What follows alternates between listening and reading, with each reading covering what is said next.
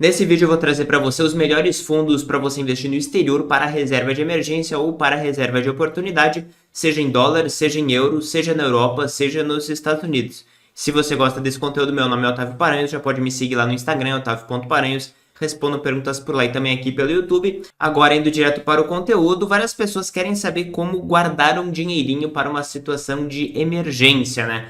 A questão é, quando a gente fala de reserva de emergência, é que a emergência você só pode ter na moeda do país em que você está morando. Se você mora na Turquia, você só pode ter emergência em lira turca. Se você mora na França, você só pode ter emergência em euros. E se você mora no Brasil, você só pode ter uma emergência em reais, né? Então não faz muito sentido você ter capital para reserva de emergência em uma outra moeda que não é aquela moeda que você está utilizando, tá? Então já é um pequeno parênteses que eu gostaria de falar. Agora, especialmente em relação a investimentos, né? As pessoas elas sempre têm receio de crises no mercado e que, portanto, né, poderiam comprar na baixa alguns determinados ativos. Além de eu mostrar para você vários ETFs, vários fundos de investimento para que você possa fazer a sua reserva de emergência ou reserva de oportunidade caso você queira, eu também irei mostrar ao final dessa descrição dos ETFs por que você não deveria ter uma reserva de emergência ou reserva de oportunidade, especialmente, tá? Especialmente reserva de oportunidade para os seus investimentos.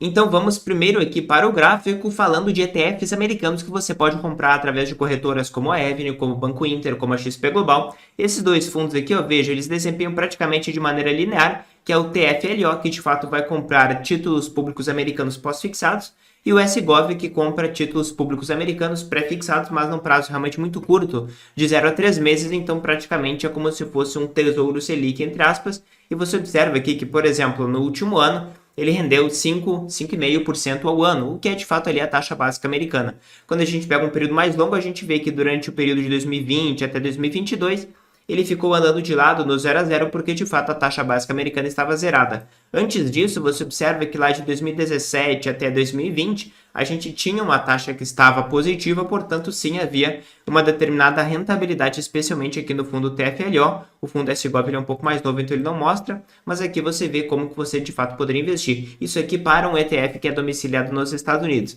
Um ponto importante a salientar sobre esses ETFs americanos é que eles vão pagar dividendos para você. Então esse retorno de 5,5% que você está observando, ele é bruto. Quando você tira os 30%, você vai receber ali aproximadamente 3,5%, 4% de fato líquido para você, porque você teve uma retenção na fonte nos Estados Unidos em 30%, certo? Agora, veja, quando você tem esses ETFs, você pode ser tributado na herança nos Estados Unidos de 18% a 40% para tudo que você tiver quando você exceder 60 mil dólares no momento do seu falecimento. Você tem como evitar isso daí se você não investir em ETFs que são domiciliados nos Estados Unidos, por exemplo, através de fundos europeus, especialmente da Irlanda e de Luxemburgo. Tanto a Irlanda como o Luxemburgo são países europeus que não cobram imposto nem de herança, nem de dividendos e nem de ganho de capital para quem não mora nesses países. Então, se você é um residente brasileiro, você pode perfeitamente investir nesses ETFs europeus e você não vai ser tributado na herança, nem no ganho de capital e nem no dividendo. Eventualmente, aqui no Brasil, você será tributado sim sobre a sua receita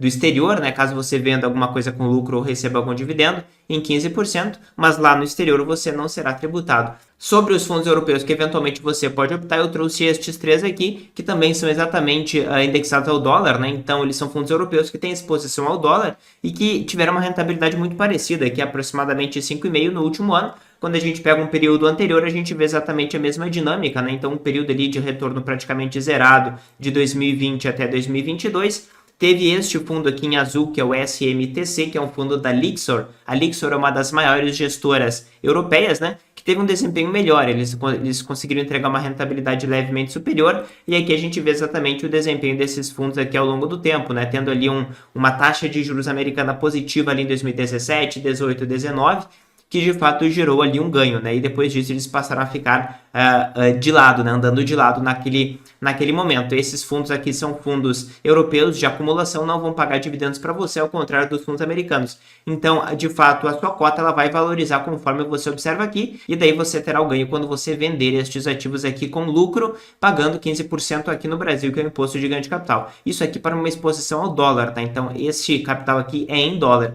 Agora eu vou trazer para você outros 3 ETFs que são ETFs do euro, tá? Então, se você quiser uma reserva em euros, você pode investir nestes três aqui, também são de acumulação, só que veja algo interessante, eu peguei aqui o retorno do último ano, e o retorno dele é bem inferior, é próximo a 4% desses três fundos aqui, porque de fato a taxa básica da zona do euro estava, né, acumulado em aproximadamente 4% no último ano. Lembrando que aqui também ele é um fundo de acumulação, então você vai ter esse retorno bruto para você, e daí você vai pagar 15% de imposto de renda quando você vender este ativo aqui, aqui no Brasil, certo? Lembrando que, obviamente, a taxa flutuante, a taxa pós-fixada, a taxa básica de uma economia, ela pode mudar. Então, hoje, teoricamente, você está rendendo ali 4% ao ano, mas já foi anunciado, né, já é sabido que todas as taxas de juros dos países desenvolvidos de maneira geral tendem a estabilizar ou cair, né? Especialmente nos Estados Unidos, especialmente na Europa, que já vão começar a cair em breve. Então essa rentabilidade aqui não tende a se manter em 4% ao ano,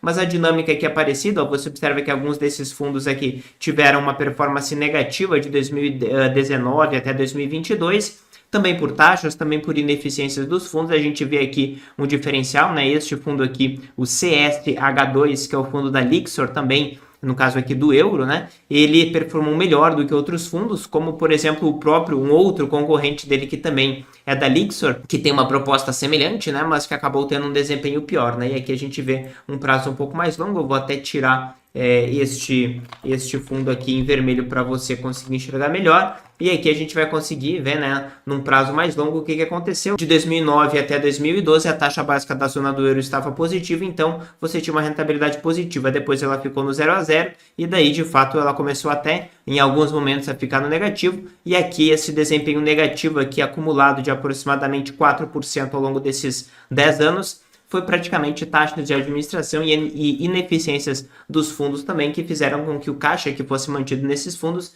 tivesse essa depreciação de mais ou menos 0,4% ao ano, tá? Mas a partir de agora, a partir de quando as taxas aumentaram, o investidor passou a ter uma rentabilidade maior.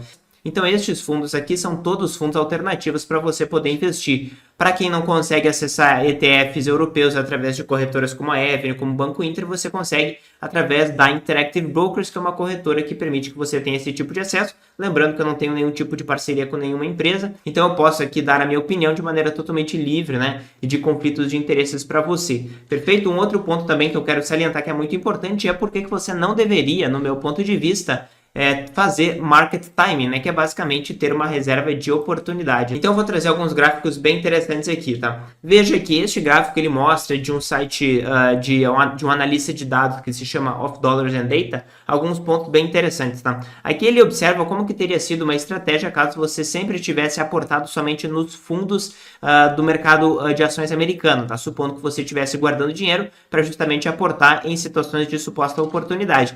E essa oportunidade seria exatamente você comprar num fundo. O que é um fundo, Otávio? Um fundo nada mais é do que o ponto mais baixo do mercado de ações que você teria antes de chegar num novo topo histórico, certo? Porque você sempre quer estar investido quando o mercado subir o máximo que ele já tinha chegado no passado.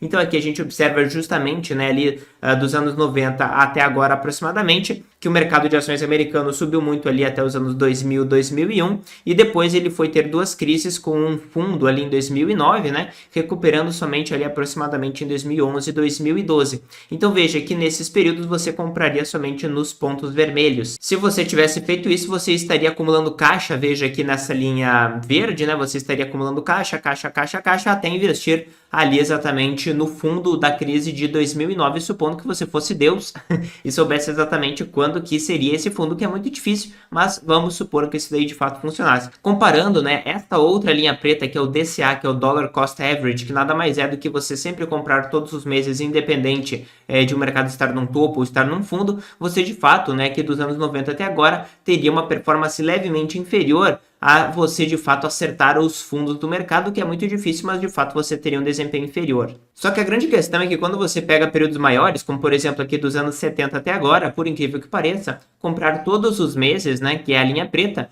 teria feito você ganhar mais dinheiro do que você acertar os fundos. Por quê? Porque quando você tenta acertar um fundo, você não está investido. E se você passa por um período muito longo de mercado que está somente subindo, somente em tendência de alta, como aconteceu nos anos 80 e nos anos 90 nos Estados Unidos, você deixa de estar investido no mercado quando justamente ele cresce muito e você está em caixa, você não está alocado no ativo que mais vai render, que é o mercado de ações de maneira geral. Então, portanto, veja que mesmo você sabendo exatamente quando que seriam os fundos, ainda assim o investidor dos anos 70 até agora teria perdido para alguém que estivesse apenas aportando todos os meses. Uma outra dúvida também é quando a pessoa, por exemplo, ela recebe um capital e ela não sabe se ela aporta aquele capital de um apartamento que ela vendeu ou alguma bonificação que ela ganhou no trabalho, ela não sabe se ela aporta tudo imediatamente ou se ela faz ali uma divisão daquele capital em 12 meses, por exemplo. Teve um outro estudo que mostrou que também, se você investir imediatamente, você ganha mais dinheiro porque você está imediatamente aplicando nos ativos que têm maior expectativa de retorno. E essa tabela aqui, ela mostra exatamente isso, né? Se você considerar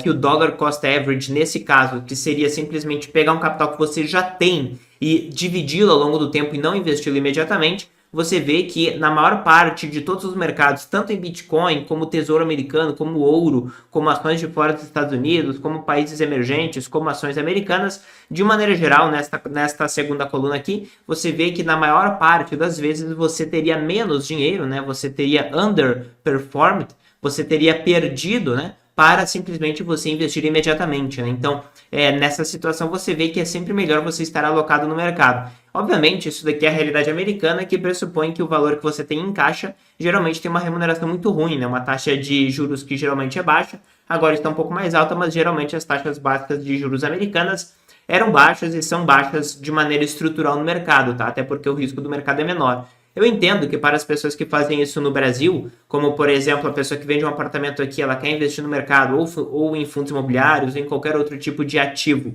e ela não quer investir imediatamente, eu entendo, até porque o mercado brasileiro ele é mais volátil e a remuneração que a pessoa tem por esperar, que é investir em CDI, é uma boa remuneração, não é algo necessariamente ruim, certo? Eu concordo com você nesse aspecto. Só que você não tem como negar que necessariamente, se você não aloca aquilo que você gostaria, ou com o capital que você tem, você está ou com um risco demasiado ou com um risco inferior ao que deveria, né? Geralmente com risco inferior ao que deveria, ou seja, no mínimo desalinhado em relação ao seu objetivo. E se o seu objetivo for ter, por exemplo, 50% em ações, estou supondo aqui, e você não tem, você tem um risco menor, e se você está desconfortável em investir o capital que você tem na carteira que você definiu, que era ter, por exemplo, 50% de ações, na prática, essa carteira está muito arrojada para você, porque você deveria estar sempre confortável em investir exatamente nela. Ah, mas Otávio, não vou investir muito em ativos porque o mercado ele pode cair. Justamente por isso que você tem uma carteira que você tem que balancear para que os percentuais você esteja confortável com eles, mesmo em situação de crise, mesmo em situação de queda. E é justamente isso que eu explico tanto na minha consultoria que eu presto, caso você tenha interesse, você pode observar aqui, como também no meu curso Investimentos Globais, cujas vagas também você pode observar aqui embaixo, né, e obter mais informações também. Mas então, de maneira geral, no Brasil é menos pior você esperar, mas ainda assim eu particularmente não recomendo que você faça isso. Entendo que em termos comportamentais pode fazer bastante sentido você ficar mais tranquilo e se arrepender menos caso tenha uma crise, né? Mas ainda assim, o ideal sempre é você ajustar imediatamente todo o capital que você tem disponível para a carteira do seu perfil, que não é necessariamente algo muito arrojado, certo? Então, se você gostou desse conteúdo, compartilha com as pessoas que precisam saber quais são os ETFs em euro, em dólar e também nos Estados Unidos ou na Europa aqui, para que você tenha uma reserva de oportunidade ou mesmo uma reserva de emergência. Se você gostou do conteúdo, se inscreve no canal e ative as notificações para você não perder nada que eu coloco aqui. Valeu!